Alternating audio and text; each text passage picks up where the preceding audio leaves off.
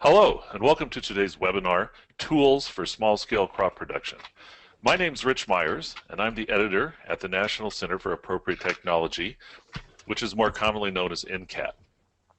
NCAT is a nationwide nonprofit organization with 6 regional headquarters across the country. We work on issues pertaining to sustainable agriculture, sustainable energy, and sustainable communities. Today's webinar is going to focus on tools and on the techniques for small-scale crop production. NCAT Agriculture Specialist Andy Pressman is going to be talking about the importance of investing in good quality and well-designed tools and how to use them to properly plant and maintain crops. The webinar is being broadcast by NCAT and is funded by ATRA, the National Sustainable Agriculture Information Service, which NCAT developed and manages through a cooperative agreement with the USDA Rural Business Cooperative Service, and we're grateful for their support in today's webinar. Today's presentation will be about an hour long, and we'll follow it up with time for questions from you folks who are listening out there. As you're listening, you can type any questions you might have into the questions box on your screen. I'm going to monitor those and gather them up, kind of sort them out, and have Andy answer as many as we have time for at the end of his presentation. And please, there are quite a few people attending today, but don't hesitate to ask questions.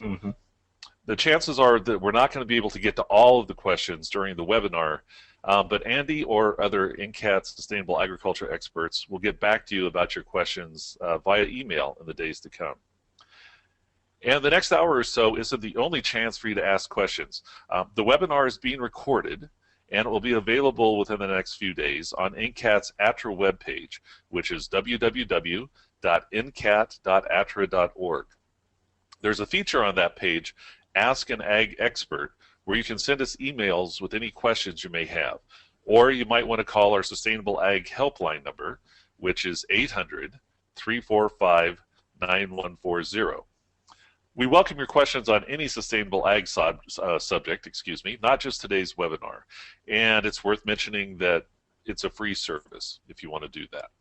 And if you didn't get that phone number and web address, don't worry about it. We'll have them on screen at the end of the webinar. And just one more thing before we begin. I wanted to let our viewers know that we'd like them to take a few minutes to complete the survey for today's seminar. When the webinar is over and you sign out, the survey will pop up right away. And if you take a few minutes to complete the survey, we'd really appreciate it because it helps us improve our webinars in the future.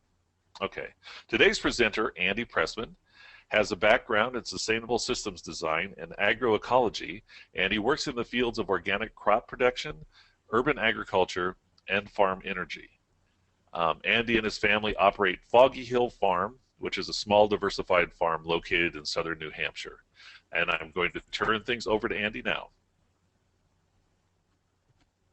Thanks, Rich. And thank you all so much for taking time out of your day to be a part of this webinar on hand tools. I have always been fascinated by tools, and much of what you will hear today is based on my personal experience in growing crops, particularly with an interest in intensive design systems, as well as in working with farmers and gardeners located throughout the country. I also want to mention that when I first started off as a commercial grower, I didn't know how to use many tools correctly, which resulted in an injury.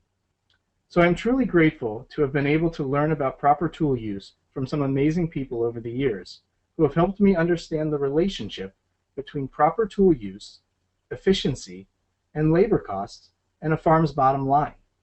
And so whether you are a farmer or a gardener, I hope you are able to learn something new from this presentation.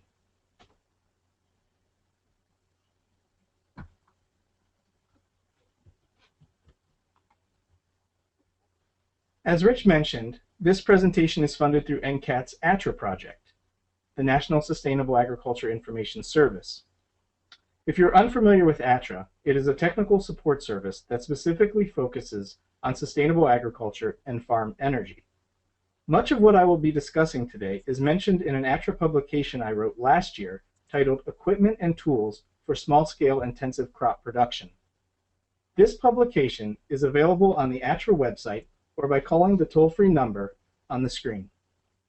The publication includes a resource list and directory of some of the tool suppliers that I am familiar with, but by no means is the list exhaustive, as there are many great manufacturers and distributors out there. So I've decided that for today's presentation, I'm going to focus on hand tools for crop production. Furthermore, I'm going to narrow it down to primarily long-handled tools. So keep in mind that many of the tools I will be showing do come in short handles. If you have had or have the opportunity to attend one of my hands-on workshops, I do try and include tools for harvesting, even incorporating the two-wheel or walk-behind tractor, as well as scaling up to a four-wheel tractor in various implements. Which brings me to this slide. I want to start by expressing the importance of understanding scale or size of production. Now, this chart was put together by the Michael Fields Institute in 2001 and is available in the ATRA publication titled Market Gardening, a Startup Guide. This chart breaks down the various tools and equipment as they relate to scale. I believe this chart represents a pretty accurate depiction of the tools and equipment needed in relation to the size of production. There are a few components I would change based on my experience, my soil types, and the experience of other growers. So it is important to note that this chart can be adapted to meet your needs. I do want to point out that there is no category for less than 1 acre, and although the 1 to 3 acre scale is applicable, my guess is that many of you here today may fall in the less than 1 acre scale. Okay, so let's start talking tools, and remember that today we are primarily going to look at hand tools for seeding and cultivation. In terms of hand tools, there has been a lot of emphasis over the past several years on the words ergonomics and durability. Ergonomics describes how a tool is best designed for comfort, efficiency, safety, and productivity. Durability is basically the strength of the tool. Another way to look at this is to quote my good friend Roger Swain, who says that a tool must do 3 things. A tool must fit the hand, a tool must fit the body, and it must fit the need. I'm sure you all have seen pictures of farmers, often in third world countries, who are hunched over in a field using a short-handled hoe to cultivate. And you just have to wonder why they aren't using a longer handle. Many of the tools I will be talking about today date back to the Bronze Age and have been designed over time with ergonomics in mind, so that the job is easier on the body.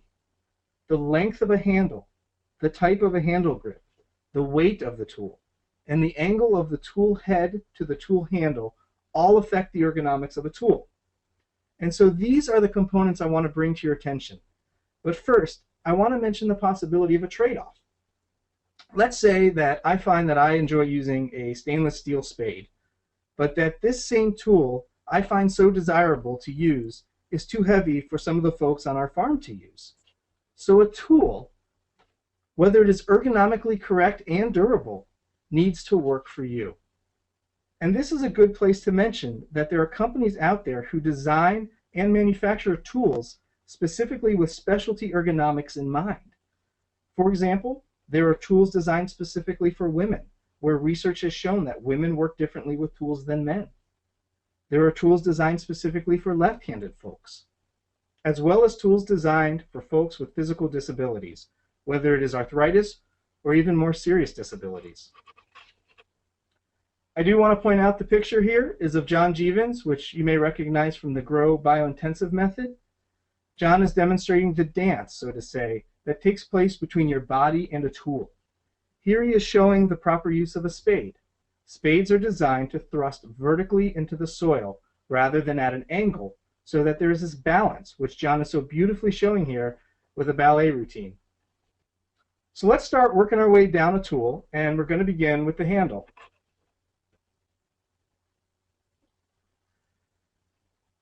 Handles come in several different types, and when we talk about handle types, we're primarily looking at spades, forks, and short-handed shovels. And they are all designed with ergonomics and energy use in mind. And looking at the upper left-hand picture of a D grip, this is a D grip which forms a D shape, sort of rotated, but that's a plastic handle, plastic D grip. And as opposed to the picture on the upper right-hand side is a Y grip. Very similar to the D grip, but it comes to a Y instead of a D. And my understanding is the D grip is a little bit more popular, basically just for manufacturing purposes. In the bottom left-hand corner is an O grip.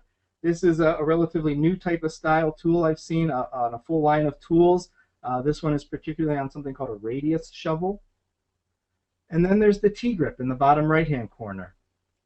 These are very popular in Europe. I tend to have a bit harder time with them because I can't fit my hand together as I can with a Y grip or a D grip. I want to mention that you can also purchase additional grips, primarily D grips, that you can add on to a handle for better leverage, which I imagine would also be great for kids. I've seen them at most hardware stores, and they're relatively inexpensive.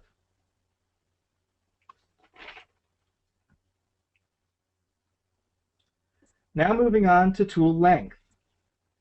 I find that tool length tends to be one of the most underutilized components of tool use. I mentioned earlier the image of a farmer hunched over using a short-handled hoe. Well, even if we make it a longer-handled hoe, many folks, especially in this country, tend to still be unaware of proper tool length, and especially speaking for cultivation hoes. But let's start with spades and forks. Generally speaking, they should be waist high.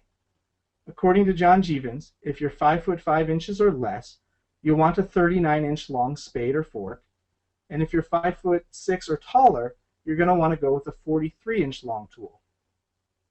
Pictured here again is John in the bottom left, and he is showing a quick way to measure the proper length of a tool. And if you basically go from the base of the grip to the edge of the tool, it should go from your nose to the end of your arm length. Now on to hoes. The picture on the top right shows two regular or American style hoes.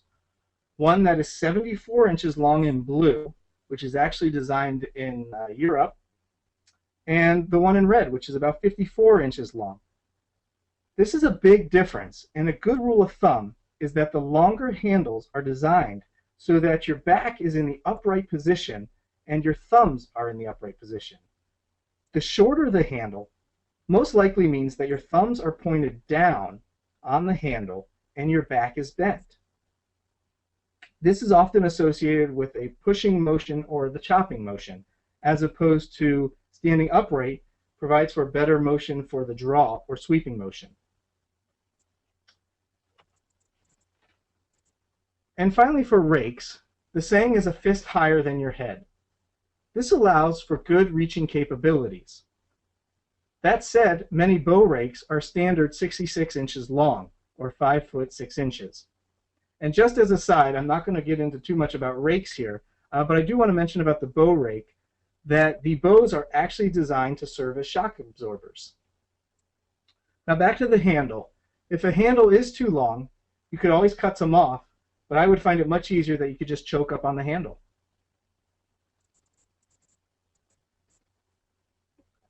Another key component of a good quality tool is in looking at how the handle and the head are attached together. And there are three types. First is the strap type in the bottom right-hand corner. And this allows the wood to breathe and prevents dry rot. Very common in nursery spades. One of the most common types of attachments is the spike and ferrule. Here, this is attached, the spike goes up into the wood and is recompressed and crimped with a ferrule. And one of the key components here to understand is that if any component of the tool breaks, you're basically done with the tool.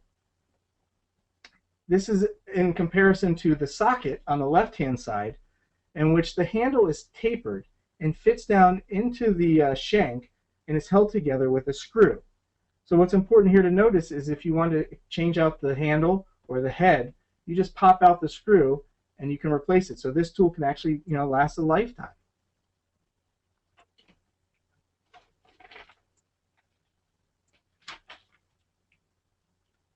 I don't want to get too much into the components of steel here, but I do want to mention just a few things. Steel is an alloy made by combining iron and another element. And for tools, it's most often carbon. In some cases, it could be chromium or manganese. But generally speaking, we're talking about carbon, and it is determined by weight on a scale of percentage here. 0.2% carbon is, we're talking more about wrought iron. And when we get to the more 2.1%, we're talking about cast iron. So the carbon or any of these elements are the hardening agents within the steel. And there's a component that you can measure this on called the Rockwell scale. And this isn't something you're going to see when you go to a store to purchase a tool, although many catalogs now do mention what the tool measures on the Rockwell scale in terms of its hardness. And for many well-made tools, especially European tools, you'll see that the Rockwell scale is in the 60s, as opposed to some of the lighter-made steel tools, they'll measure in the 40s. And looking at the different types of steels, there's several out there. There is spring steel, which is a low alloy, has a medium to high carbon content, which is high yield strength. There's forged steel, which many European tools are, and this begins as a cast, but then it is compressed under extreme pressure, so it's a lot stronger. Galvanized steel is just steel dipped in zinc coating to prevent rusting. And then a lot of tools now are coming out that are stainless steel. And the stainless actually is a chromium component rather than carbon, and that does not corrode or rust as readily as carbon steel.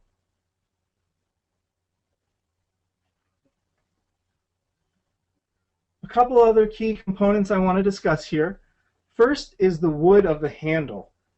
Almost all handles are made of ash.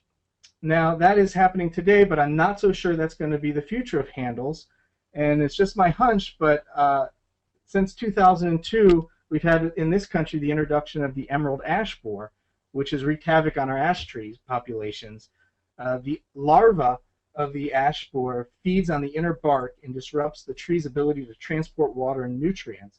And so we've had tens of millions of ash trees wiped out over the past several years, to the point that regulatory agencies have actually enforced quarantines. Again, this is, most tools now are ash handles, but in the near future this may change. A couple other key components just to mention here. One is the picture on the right of the rose or the grain. It's said that if the rose is on the side of the tool as opposed to the front or the back, it is 40% stronger. Now, I'm not sure if this is going to be a noticeable difference for you. I've purchased tools where the rose is actually on the front or back, but it is something to be aware of as you purchase your tools. Another component is the diameter of the tool, in which it is said that as you're holding the tool, your longest finger should be able to wrap around the handle and be able to touch the palm of your hand. That's for proper sizing. Now, I have pretty small hands, but again, it's just something to be aware of.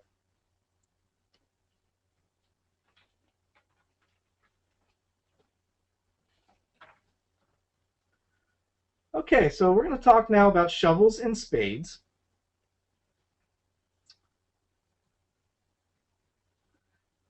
And shovels are rounded and more common in this country, as opposed to the spade, which is the tool of choice in most European countries.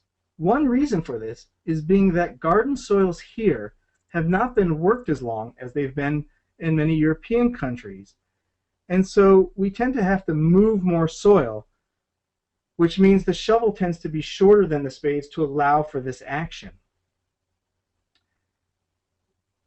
This is as opposed to needing to penetrate deeper into the soil, in which spades tend to have a slight radius to help with that slicing action. The cutting edge is also the widest part of the spade and sits a bit forward from the top, which is designed to help reduce drag as the spade enters the soil. In looking at the photo on the right, I just want to point out that the picture of the spade is of a single piece steel, of forged steel, but this is the only picture I could demonstrate this on a tool I have.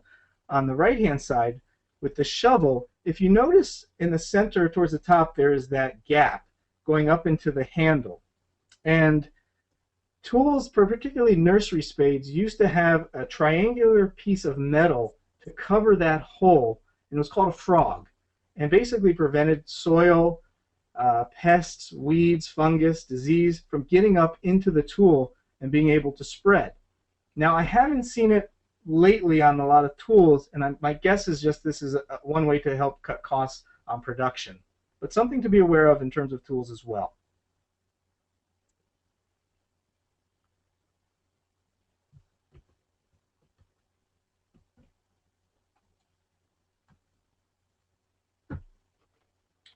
Moving on to forks and broad forks, the picture on the left is of a fork with a T-grip, and it is an open socket, which is a type of socket, but again allows the wood to breathe.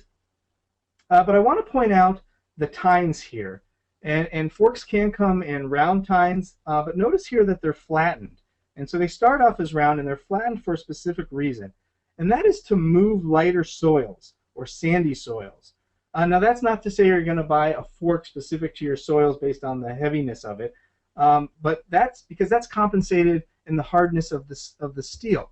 So being a forged steel here, it's able to work through heavier clay soils, but having that flatness of the tines allows it to also work through lighter, sandier soils.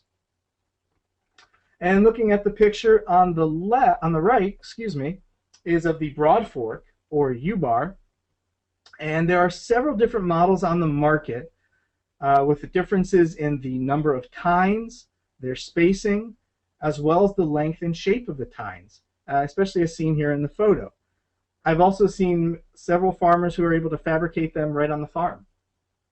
Now, the broad fork has been used in agriculture for a long time as a tool for deep tillage. And so there are certain components to be made aware of as it has evolved. First, notice that the tines have a curve to them.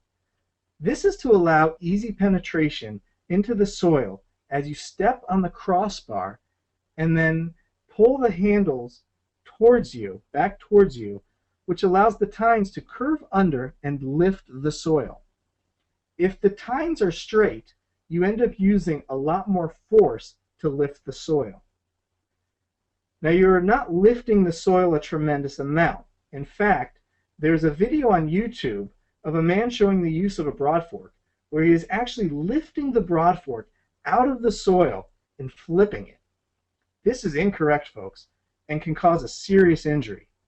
The broad fork on the right weighs 15 pounds and has wooden handles, and most of the ones I've seen made of all metal are even heavier. So the proper use is to simply pull the handles back towards you and then lift the tool off of the soil and move it back 6 inches and repeat the process. So you're moving backwards down the bed. With this in mind, I want to remind you about scale and size of production and how this tool fits in. For double dug beds, this is an alternative to using a spade and fork once the bed is initially double dug. I find it a great tool.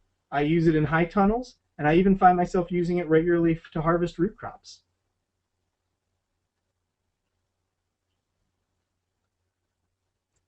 Now, a few comments about direct seeding. There are several options for direct seeding, including using your hand. So we're going to look at direct seeding, but first I just want to point out the broadcast seeders in the top right photo.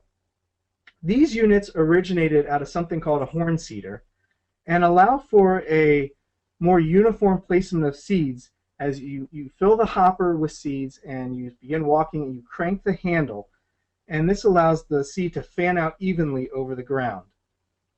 This is a great tool for broadcast seeding for cover crops, grasses, pastures, and nothing is more enjoyable than going out in the spring and frost seeding clover using this.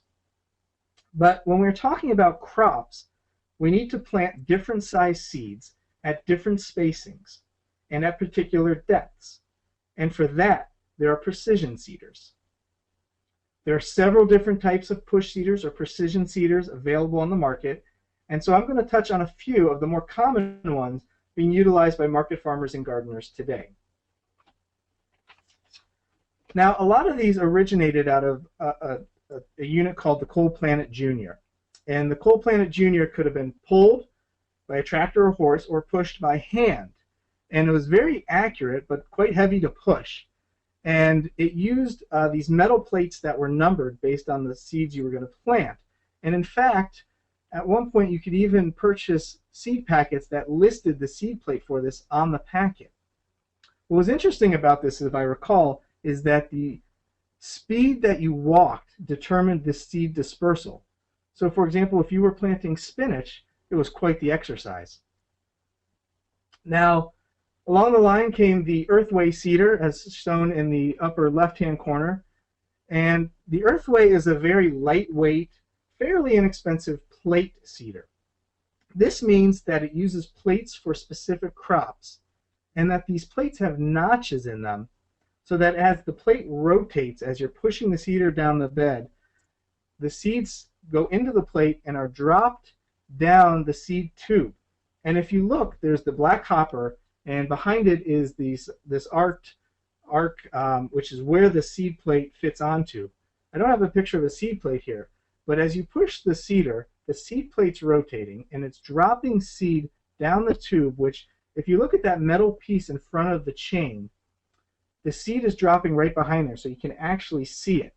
Now that piece of metal is also digging out a furrow for that seed to drop into, and you can actually adjust that to the depth you want the seed to be placed.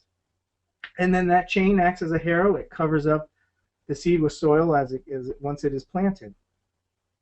Now, even though the plates that it comes with or purchase are specified for specific crops, I have found that I can use different plates than what is recommended in order to get a more intensive planting, such as using the chard and beet plate to plant spinach.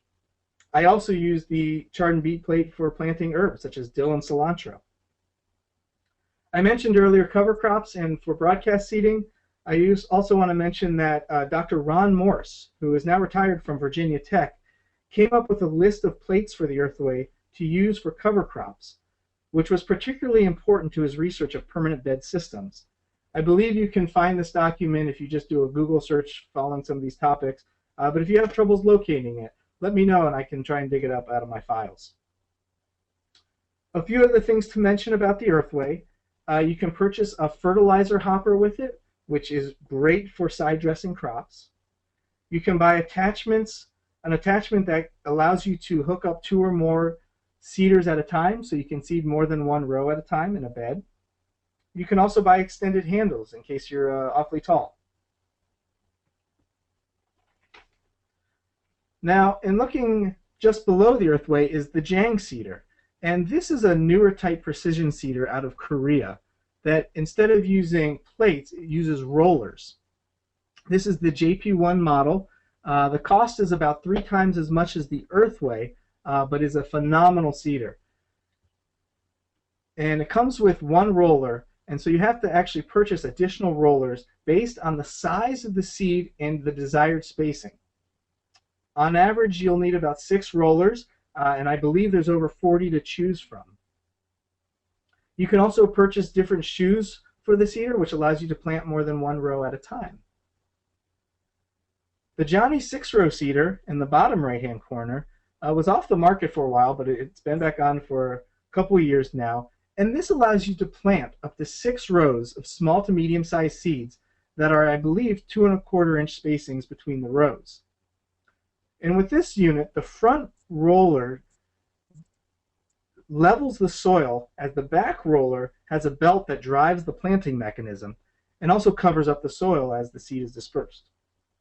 What I really like about this unit here is that you can actually offset the handles so you can walk alongside the seeder and not walk behind it right over after the newly planted seed.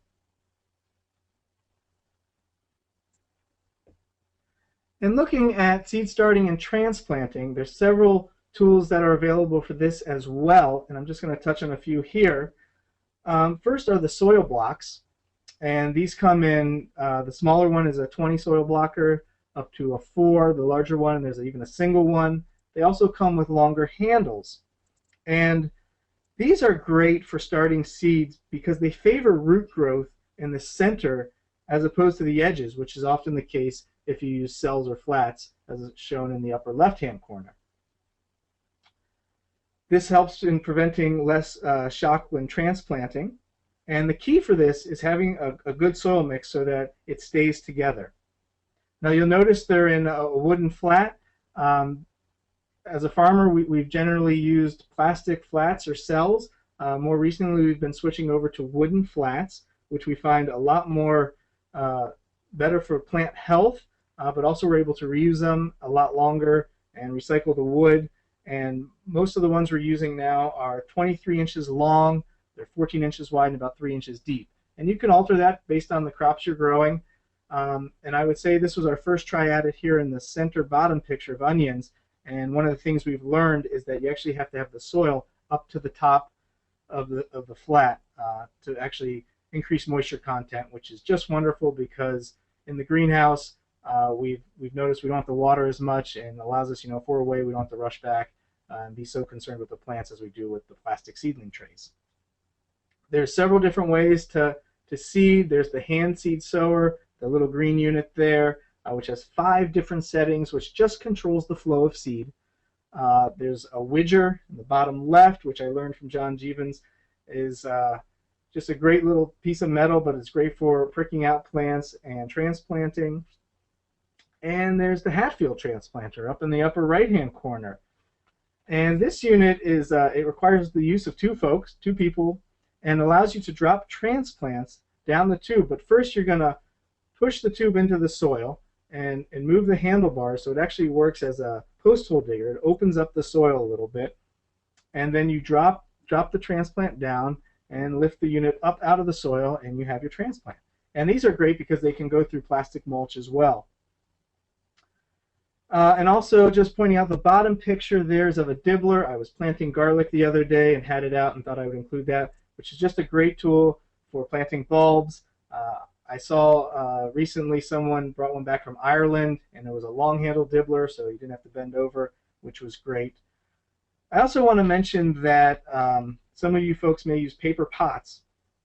And I recently saw a video from the seed farm in Pennsylvania in cooperation with Pennsylvania Cooperative Extension. They've come out recently with a series of videos on tools.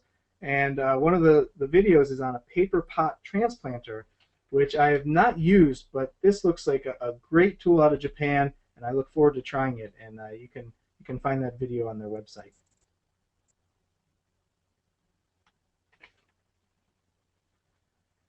In terms of marking rows, I just want to mention a few ways to do this. First, the earthway seeder comes with a row marker. And so you have this metal piece here extending out, and there's a metal marker on it that you can actually adjust to where you want to mark your next row as you're seeding one row. The Jang seeder has this as well, but you have to purchase it separately. But we also like to use what we learned from Elliot Coleman is the bed preparation rake, which is great for preparing a bed, especially for fine seeds, but also including row markers, which you can purchase now for a few dollars. It's just a piece of plastic that you can fit over the tines based on the spacing you want for your plants. You can also use a piece of hose, or I've even heard someone using fuel line as a row marker. I've also used the 4-tine cultivator attachment on our wheel hoe. We'll talk about wheel hoes here in a little bit, but you can see a picture there of the 4-tine cultivator, as well as the 3-tooth cultivator in the bottom right-hand corner. And the 3-tooth cultivator, is great for marking the rows, but I also find it a phenomenal tool for loosening soil, incorporating compost, soil amendments, fertilizers, and you can use it in the push-pull motion. It's also great, for cultivating in your walkways. So now we're going to talk about cultivation, and before we look at some of the tools, I want to first mention that not only is it important to select the right tool, but also to implement techniques that are going to reduce weed populations. Short of using herbicides, cultivation is very labor intensive. Incorporating crop rotations, cover crops, mulching, and other sustainable techniques can all significantly impact weed populations. However, we are always going to be challenged in having to cultivate. Seeds can survive decades in the soil and still germinate under the right conditions. Therefore, it's important to time the cultivation correctly and to minimize the impact you are having on the soil.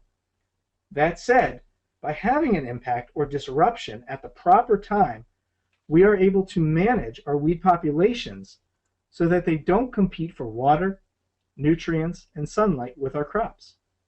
And by this, I mean there needs to be contact with steel. And that's why I have as the first bullet item here, steel in the field.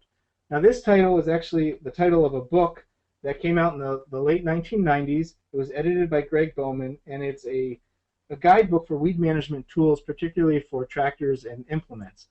But whether you're on a tractor or using hand tools, this idea of having steel to soil contact is very important. Timing is also important, as you want to hit the weeds when they are small, shortly after germination. And that also timing represents when you do the cultivation. If you do it later at night or when it's about to rain, chances are the weeds you cultivate are going to rehydrate and replant themselves. I also have down here depth of cultivation. I also think this is really important as you want to limit your cultivation and do more of a shallow cultivation as to not bring up more weed seeds that are in the seed bank and deeper in the soil. There is an old English saying, 1 year seeding is 7 years weeding. This is important to think about as we're now going to discuss cultivation versus chopping. I've recently heard that there are over 16,000 different types of cultivation hoes. There are the ones we're going to talk about here, which can be used for several different crops, but some of them get pretty specific as well, such as a grape hoe or onion hoe. Most of us here are pretty familiar with the regular American hoe, which has a short handle. The hoe is at a 90-degree, the head of the hoe is at a 90-degree angle to the handle, and we use it for various forms. You may not know this, but the hoe that you may have in your garden shed may actually not be designed for cultivation, but rather for mixing concrete. Check to see if it has a bevel. If it doesn't have a bevel, it may not be designed for agriculture uses. And looking at the picture on the left, the top photo is of the American style hoe, but it's the English version. So notice that it's a longer handle, first of all. It's the socketed type attachment, but that the head of the tool is at a 70-degree angle as opposed to a 90-degree angle. The middle hoe is the swan neck or half moon, and these is used in the upright position, as I mentioned, with your thumbs up and used in a sweeping motion or on the draw. Now I do want to point out that I have seen in catalogs that this hoe is referred to as the swan neck or half moon, but I have heard folks also mention that the swan neck specifically refers to the shank, the curve in the shank. So if you sort of look at the regular hoe up top, that could be a swan neck. But again, I've seen it in catalogs that this particular type of hoe is referred to as the swan neck. Now the bottom hoe in the picture is a collinear hoe. It was designed by Elliott Coleman. It comes in a 5-inch or 7-inch blade. Several folks manufacture it now. And it is used like the swan neck, where your thumbs are in the upright, your back is straight, but also notice there isn't much steel there. This makes it a great lightweight tool that is designed to slice just below the soil's surface. Same is true for the diamond and stirrup hoes on the right. These tools are designed to be used in the push and pull motion. They have shorter handles, at least the stirrup here does, and so your thumbs are pointed in the down position. Now notice that the diamond hoe has 4 sharp edges and the stirrup has 2 sharp edges so that they can cut in both directions. There's also a push hoe, which looks like the diamond, but it is only, the edge is only on the front of the hoe, so you're just pushing it. The diamond is also known as a scuffle hoe because it lays flat to the soil. Same is true for a push hoe, as I mentioned, which is only sharpened on the front edge. Now the stirrup hoe is also known as an oscillating hoe because it moves so that there's no fixed angle to the soil. This wasn't the original design of it, in which it was fixed, so you had to change the angle on the push and draw stroke. Another key feature I want to point out are the sides of the oscillating hoe or stirrup hoe. They not only allow you to get close to your crop without taking it out, but they also allow for less disturbance of crop roots, and that the curve of the oscillating hoe prevents soil from covering up tender plants as you use it.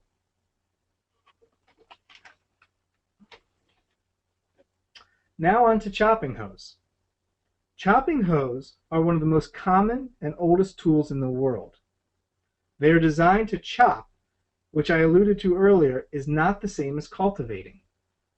I do have to admit that I'm not always on top of my weeding, and so a chopping hoe or eye hoe, as seen here, comes in handy. The right photo is referred to as an eye hoe, in which the handle is placed through the eye there, and the end of the handle is actually thicker, so it holds on there, sort of like how you attach an axe handle. The head is pretty heavy, and so you want to make sure that the weight of the tool does the work as you chop. With this tool, your thumbs are pointed down, and you're pretty much hunched over. I find other uses for this tool as well, in addition to chopping. For example, it's a great tool for hilling potatoes.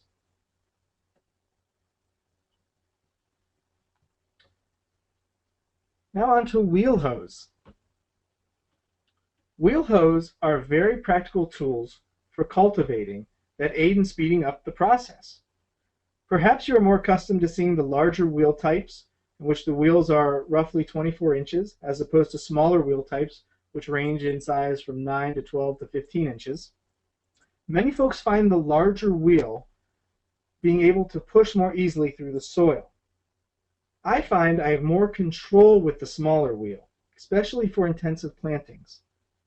In addition, Elliot Coleman describes in his book, The New Organic Grower, that with the larger wheels, energy is forced to the wheel as opposed to the soil engaging tool, which is what happens with the smaller wheel.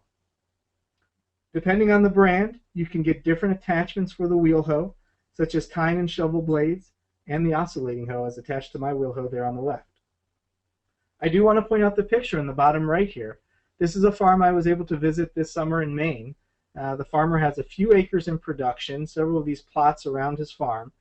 And I just want to point out that the only tool he is using for cultivation is a wheel hoe. So his spacing of his rows are a bit more than what I utilize, but he's able to do everything for cultivation just by using a wheel hoe. And that is just a beautiful picture.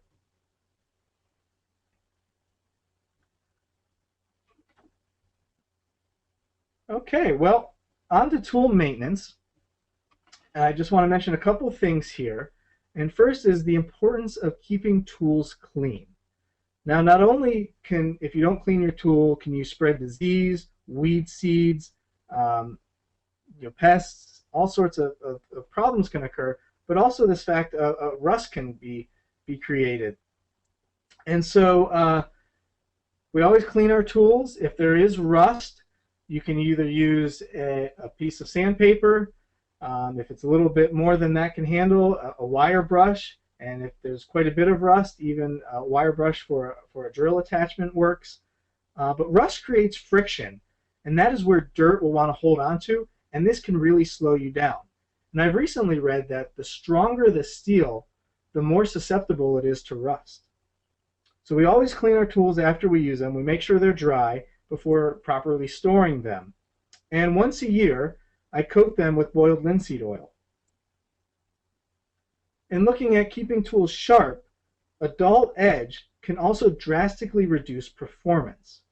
So it is important to keep a sharp edge. For harder or coarse steel, such as forged steel, I like to use a mill file with a bastard cut. Mill files come in different tooth patterns, either single, double, or rasp, which is wavy, and also a difference in coarseness, or the spacing of the teeth, in which they are smooth, second, or bastard, and bastard is the coarsest. The degree of coarseness also increases with file length, so I usually stick with a 6 to 8 inch file. The sharpening stone I find works best for lighter steels, such as spring steel. And the way I was taught is that, one, you always want to follow an existing bevel on a tool. And two, you're going to want to go from the toe of the file or stone to the heel in a diagonal motion across the edge. You're going to want to repeat this until you have a razor sharp edge. And I've been told once and only once can you go in the opposite direction to shave off any burrs. So I do want to mention a few resources here. As I did mention, the equipment and tools for small-scale intensive crop production does cover quite a bit of what I've talked about today, including a further resource list and a directory of suppliers.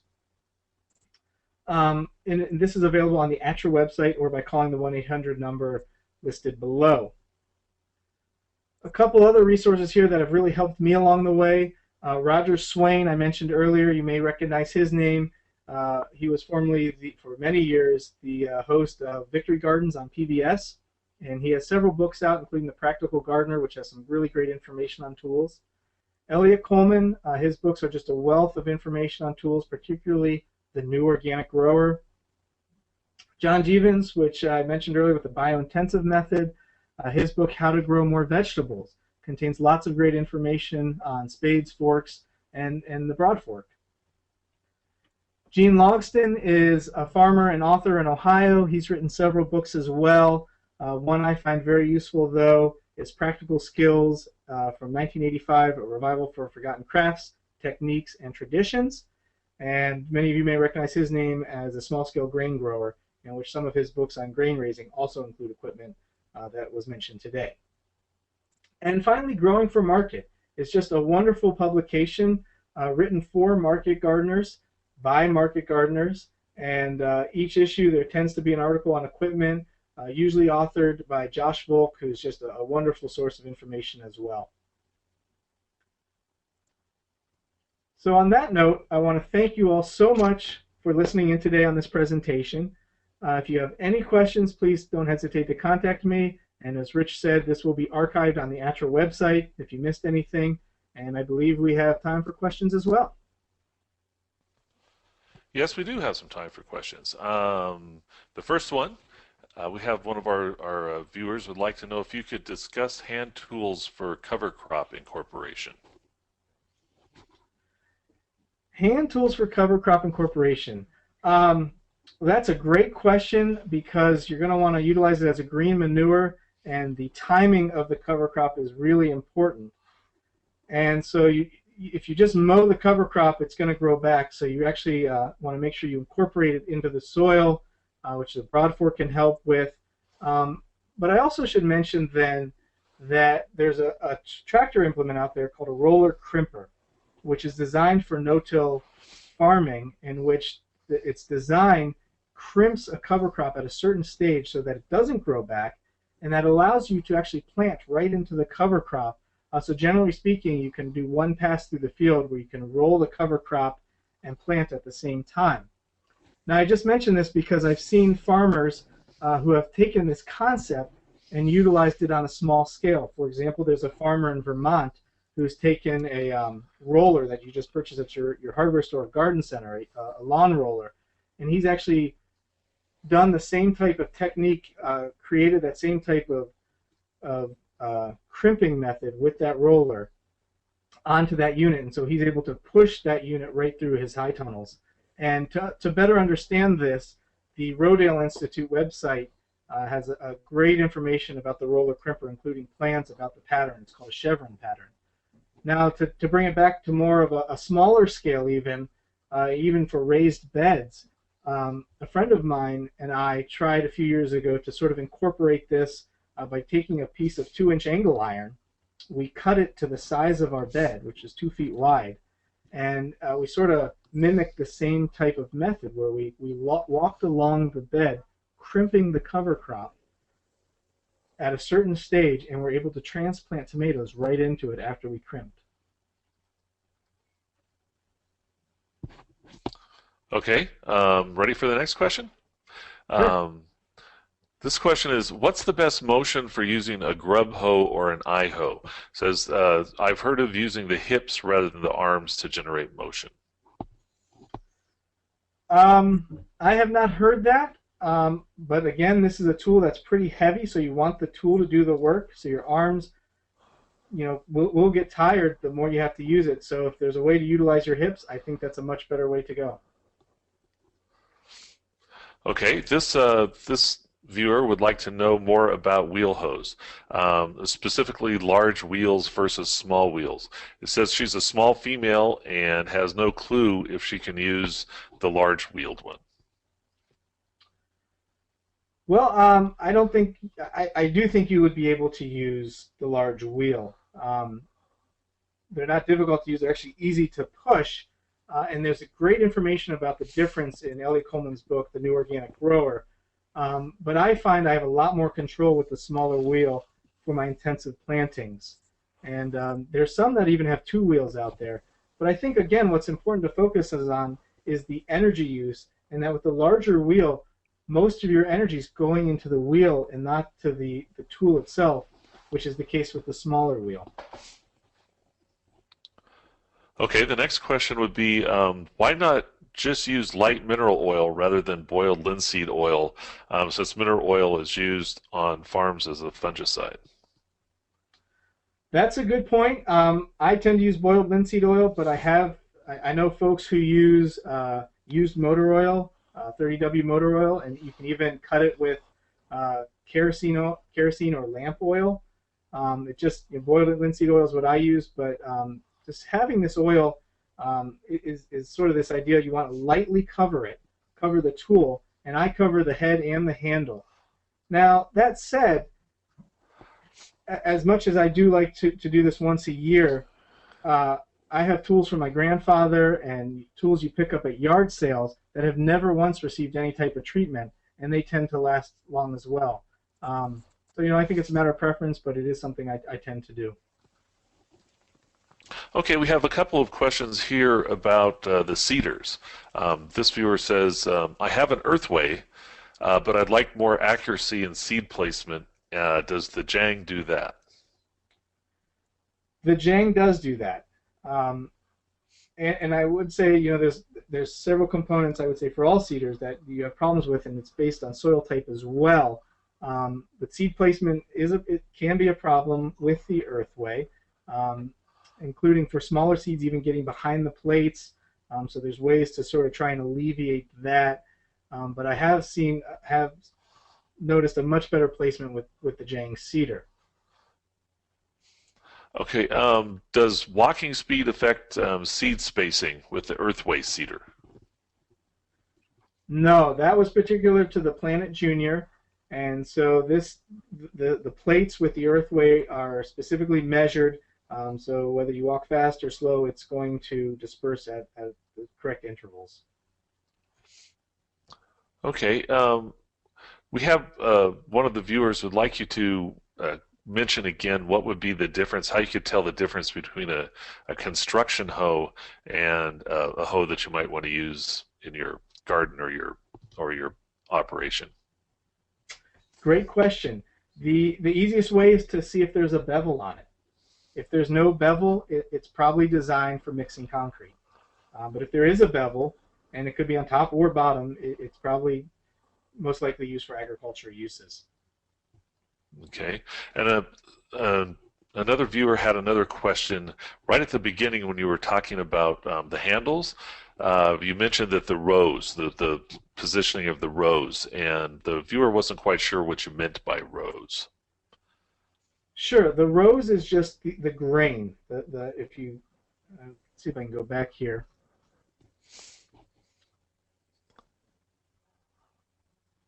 The grain circles here is referred to as the rows. And so having that rose on the side of a tool is said to be 40% stronger than if it was facing the front or back of a tool. And as I mentioned earlier, though, I do buy high quality tools where the rose is facing the front or back, and I'm not sure I'll notice a difference, but that is something I've just picked up along the years, that 40% is a pretty high number. But again, the rose is specifically talking just about the grain there. Okay, and we had another specific question about a tool, something that you mentioned. This says, which was the shovel and which was the spade, i.e. pointed tip, is that the shovel or the spade? The pointed tip is the shovel. It has much more curve to it. The spade is much more narrower, tends to be a little bit longer because it's going to penetrate the soil a little bit deeper. Okay.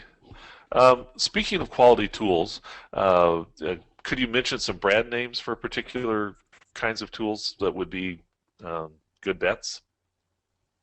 Sure, I can do that. And again, the back of the publication on the ATRA website has a listing as well. But there are several great suppliers out there, just to name a few. And I will say a lot of these are coming over from Europe because hand tools are much more utilized there. We tend to focus much more on bigger is better here and have focused on tractors.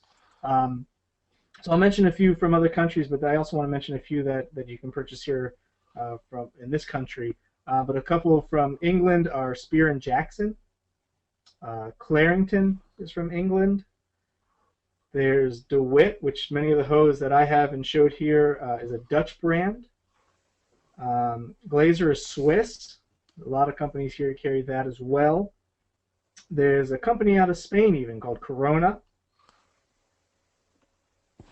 And just to mention a few from this country, Rogue Hoe is out of the Midwest. They make a three-sided hoe by recycling disc blades. There is, I mentioned sort of ergonomics, and so some of the companies here that sort of specialize in that as well. One of them is Red Pig, which is they forge their own tools on the West Coast. They've been around a long time, but they actually have a line of tools for left-handed folks. There's a company I missed out of the UK called Bulldog. They make some really great spades. And I mentioned also the research in terms of how women use tools differently. There's a farm and company now out of Pennsylvania called Green Heron. They have a full line of tools specifically designed for women. Okay, great. This will probably be our last question.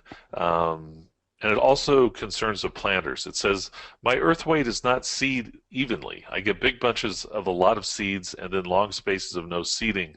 Does it matter how much seed is in the hopper? I don't believe it's an issue with the quantity of seed.